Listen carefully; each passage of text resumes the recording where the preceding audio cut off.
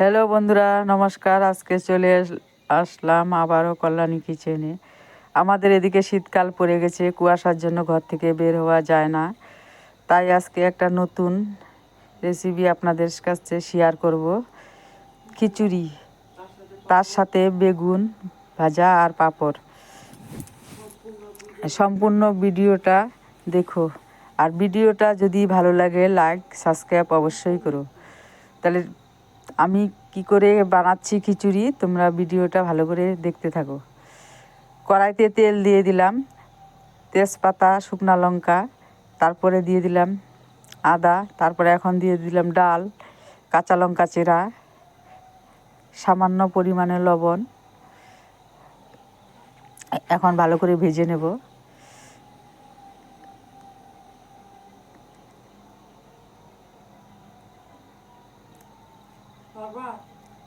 ভাজা হয়ে গেলে এখন জল দিয়ে দিব। খিচুড়ির মধ্যে একটু জলটা বেশি লাগে।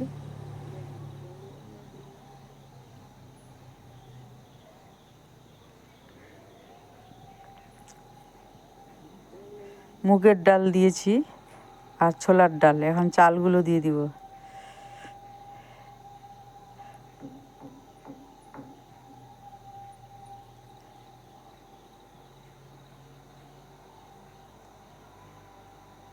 ভালো করে নেড়ে চেড়ে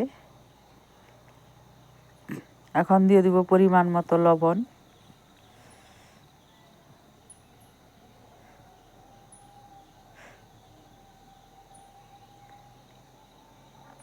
কি সুন্দর হয়েছে চালগুলা।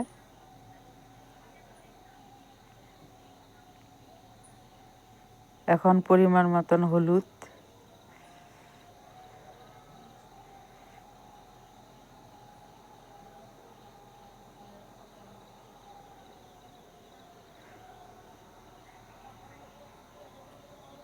তারপর জিরের গুঁড়ো,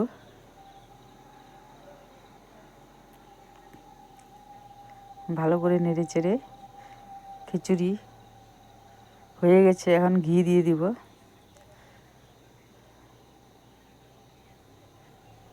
একটু ঘি দিলে খেতে ভালোই লাগে। শীতকালে খিচুড়িটা ভালোই লাগে খেতে। তোমরা যদি ভিডিওটা তোমাদের কেমন লাগে তা কমেন্টে জানাবে। আর এরকম নতুন নতুন ভিডিও দেখার জন্য কমেন্টে বলবে। পাঁপড়টা ভেজে নিই।